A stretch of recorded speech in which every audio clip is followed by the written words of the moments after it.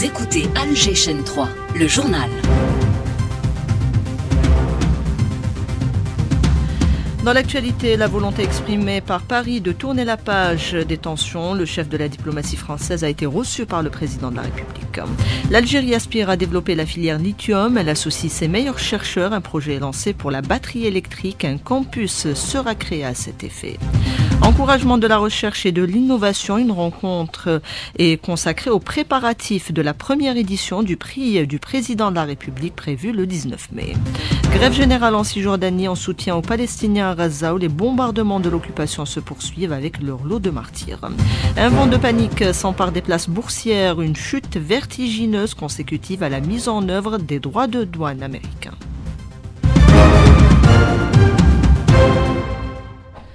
Madame, Monsieur, bonjour. La France dit vouloir tourner la page après plusieurs mois de fortes tensions accentuées par des attaques de l'extrême droite à l'encontre de l'Algérie. Le ministre français des Affaires étrangères a été reçu en audience hier par le président de la République, Abdelmadjid Tebboune. Jean-Noël Barrot a fait sa déclaration à l'issue des entretiens. Nous avons vécu ces derniers mois une période de tension inédite qui ne sert pas les intérêts des Algériens ni ceux des Français. Nous avons certes des divergences, nous ne pouvons pas les occulter, mais les liens humains, historiques et culturels qui nous unissent doivent nous conduire à reprendre le dialogue et à réinstaurer la coopération. Nos relations institutionnelles doivent être à la hauteur des relations humaines entre nos deux pays. Je suis venu à Alger pour porter le message du président de la République. La France souhaite tourner la page des tensions actuelles pour reconstruire un partenariat d'égal à égal, serein et apaisé avec l'Algérie. Elle souhaite retrouver les voies de la coopération avec l'Algérie dans notre intérêt mutuel et retrouver toutes les voies de la coopération dans un souci d'efficacité et de résultats pour nos compatriotes. Le chef de la diplomatie française a également annoncé la réactivation de l'ensemble des mécanismes de coopération bilatérale ainsi que la reprise du dialogue judiciaire. Dans le domaine de la coopération judiciaire, nous avons beaucoup d'enjeux de coopération, notamment sur l'exécution des commissions rogatoires, sur le dossier sensible des biens mal acquis. J'ai évoqué, mais le garde des Sceaux aura l'occasion de le préciser, l'invitation par les services en charge du parquet national financier à leurs homologues algériens de juridiction compétente à se rendre à Paris pour étudier tous les dossiers. Dans le champ des mobilités, les deux présidents sont convenus de la reprise sans délai de la coopération migratoire, ce qui m'a été confirmé par le président Tebboune. Dans le détail, réadmission, visa, ces questions seront traitées dans le cadre des accords existants via les procédures normales et fluides de la coopération consulaire. Le président Tebboune a indiqué qu'il était favorable à une rencontre prochaine entre les consuls algériens en France et les préfets. Nous allons maintenant l'organiser avec le ministère algérien des Affaires étrangères. Jean-Noël Barrot a par ailleurs annoncé une réunion entre le président du MEDEF et son homologue du CREA le 19 mai, réunion qui sera suivie de la réunion de la commission mixte qui abordera toutes ces questions. Développement de la filière lithium en Algérie, la volonté est clairement affichée. Les pouvoirs publics associent leurs chercheurs, notamment Karim Zarib, professeur en génie chimique et matériaux qui pilote la réalisation de cet important projet. Il était ce matin l'invité du jour avec Nariman Mendil.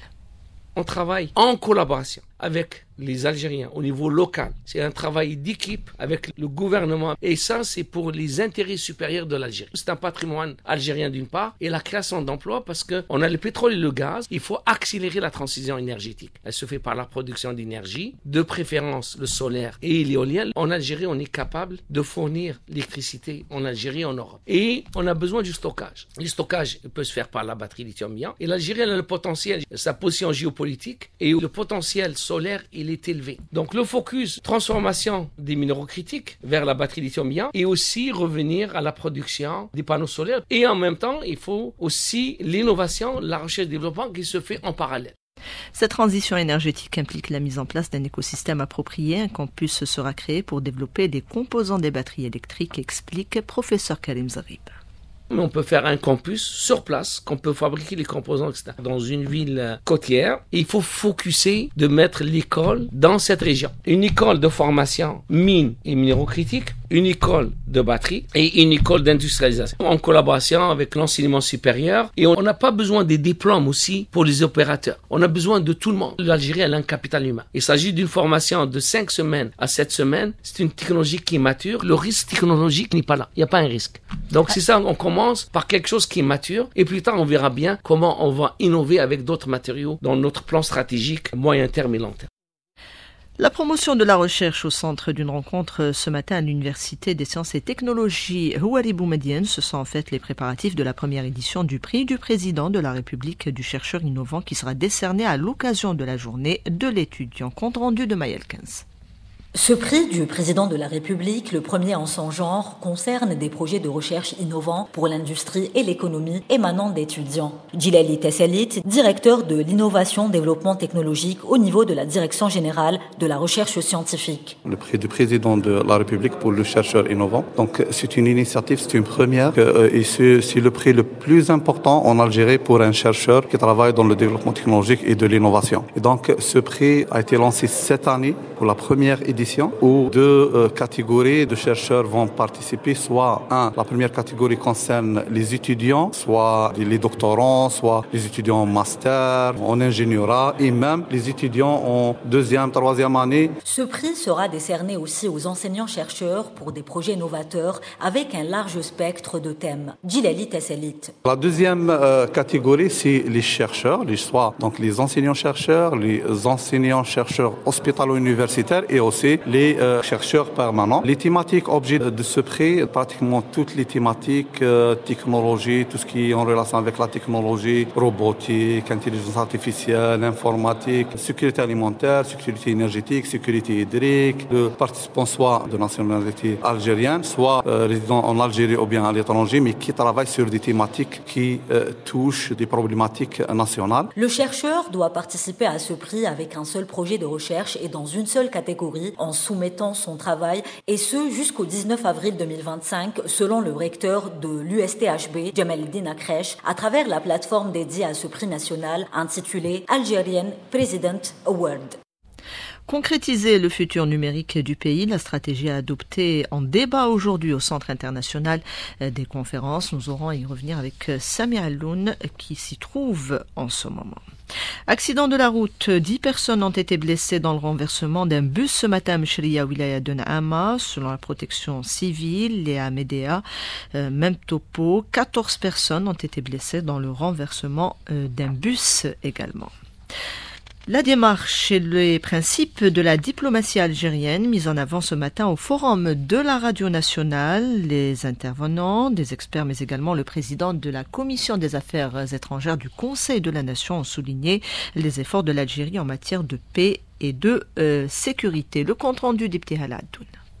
L'Algérie continue d'affirmer sa place en tant qu'acteur incontournable dans les instances internationales. Sa diplomatie des positions constantes s'illustre par un engagement fort pour la paix et la justice. Cette année, son slogan pour la réalisation de la sécurité et de la stabilité a guidé ses prises de position dans les forums mondiaux. Parmi les actions concrètes, l'adoption par le Conseil des droits de l'homme de la résolution algérienne sur l'impact des mines antipersonnelles sur les droits de l'homme a été saluée. Ce texte s'inscrit dans la logique de la Convention d'Ottawa approuvée par 133 pays et marque la volonté de l'Algérie d'œuvrer pour un monde sans mines. L'approche algérienne repose notamment sur la défense des droits économiques et sociaux de l'Afrique. Elle milite pour un ordre économique mondial équitable, prenant en compte les droits du Sud. L'Algérie dénonce aussi les séquelles du colonialisme qui a fragilisé le continent et critique les logiques prédatrices de certaines puissances qui veulent faire de l'Afrique un simple réservoir de matières premières. Au-delà de l'Afrique, l'Algérie porte haut la voix des peuples opprimés, notamment en soutenant fermement la cause palestinienne. Elle appelle au respect du droit international et des droits de l'homme et multiplie les initiatives diplomatiques pour défendre les causes justes. Sa présence dans des missions régionales et internationales renforce sa position de pays pivot, porteur d'un message de paix, de justice et de développement. Bombardement intensif sur la bande de Gaza où plusieurs dizaines de martyrs, dont un journaliste, ont été recensés ce matin. De nouveaux ordres d'évacuation ont été émis, cette fois-ci à Deir el-Balah. L'objectif est d'exterminer la population en signe de soutien aux Gazaouis et face à cette politique sioniste, une grève générale est observée en Cisjordanie. D'autres actions de mobilisation dans d'autres pays. Le politologue palestinien Walid El-Houdali en parle à Karima Bennour. La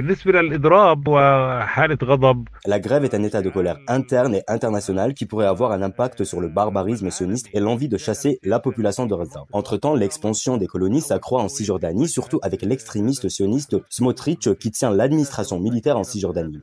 Il considère les Palestiniens comme des étrangers et l'occupant comme propriétaire de cette terre et personne ne réagit. Mais cette politique se retourne contre eux. Les armes qui ont été distribuées aux colons par Ben Gvir sont utilisées pour s'entretuer au sein des sionistes. Des rapports que l'occupant publie montrent que la politique qu'il mène contre les Palestiniens va créer un climat de chaos dans l'entité sioniste. Le principal instigateur de cette agression, à savoir Netanyahou, est arrivé aux États-Unis ce lundi en dépit du mandat d'arrêt émis par la CPI. Bassem Laraj, expert en droit international, contacté par Nasserine Tahmoud. Tout simplement parce que les États-Unis ne reconnaissent pas la compétence de la CPI. Ils l'ont dit d'une manière très très claire et c'est pas les seuls. Avant de se déplacer en Israël, il était en Hongrie et c'est la même chose. C'est des États qui ont décidé de ne pas reconnaître la décision de la CPI vis-à-vis de Netanyahou en raison des liens qui les unissent. Il y a des raisons tout simplement politiques en réalité. Et c'est quelque chose, on va dire, qui est inscrit dans le cadre de la politique étrangère américaine. C'est pas spécifique juste au président actuel. Le précédent président Biden recevait également régulièrement Benjamin Netanyahou, donc c'est quelque chose qui est dans la continuité de la politique étrangère américaine et c'est encore plus grave entre guillemets sous la présidence Trump où tous les verrous ont sauté par rapport à ça.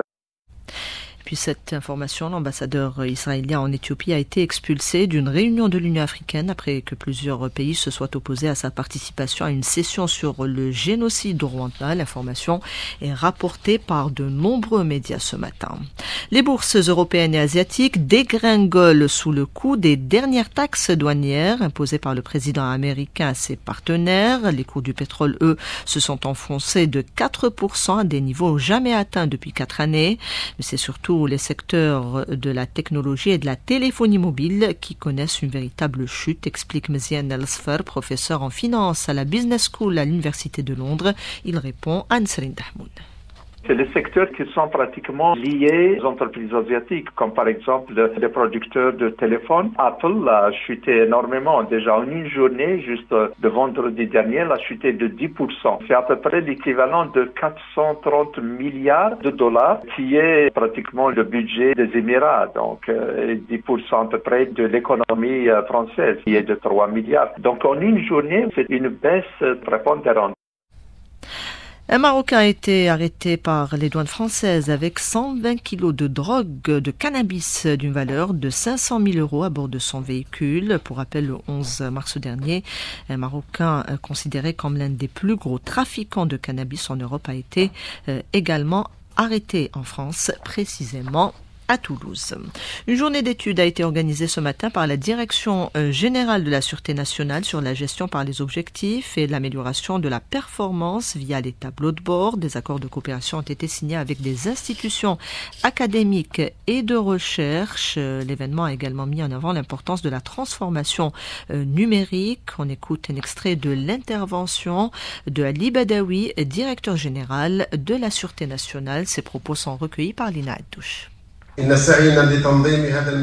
L'organisation de cette rencontre reflète notre volonté de suivre les dernières pratiques en matière de gestion numérique. Le système mis en place s'inscrit dans la mise en œuvre de la stratégie de l'État visant à améliorer et simplifier le service public grâce à la généralisation de la numérisation afin de répondre aux défis sécuritaires. La DGSN est déterminée à entrer pleinement dans l'ère du numérique avec des initiatives de gestion intelligente au sein de ses services de police pour construire un système administratif cohérent. Journée mondiale de la santé ce 7 avril sous le thème de la protection de la mère et de l'enfant en marge d'une activité organisée à l'occasion. Le directeur général de la prévention au ministère de la Santé est revenu sur les efforts consentis par l'Algérie dans le domaine. L'intervenant est au micro d'Hassan Chemnesh. L'État a consacré de grands moyens pour améliorer la santé maternelle et infantile à travers la mise en place de plans nationaux stratégiques, à travers l'érection de 37 établissements hospitaliers spécialisés mères-enfants destinés aux activités de prévention et de soins des mères et des enfants. Un programme de vaccination qui prend en charge 11 maladies dans le cadre du programme élargi de vaccination pour assurer un épanouissement et un suivi régulier de la femme enceinte, donc avant la conception, pendant la grossesse et après la grossesse et pendant l'accouchement également, pour assurer une sécurité totale de l'accouchement au niveau donc de structures de santé. L'Algérie est actuellement à 48,5 décès pour 100 000 naissances. Tout ça concourt réellement à ce que la prise en charge de la femme et de l'enfant soit une prise en charge optimale, conforme aux standards nationaux et aux standards internationaux. Le directeur de la prévention au ministère de la Santé, Djemeddine Fourar, au micro de Hassan Shemesh, en marge d'une activité organisée ce matin au centre culturel de Jama' El Jazeir. 12h45 sur Alger, Chien 3, la fin de ce 12-13 réalisé par Selma Fegir et Redouane Siassi. Il y avait Samir à la console technique, Mouni au streaming et Nesrine à la régie d'antenne. Tout de suite, on retrouve Karima Bennour pour le bulletin météo.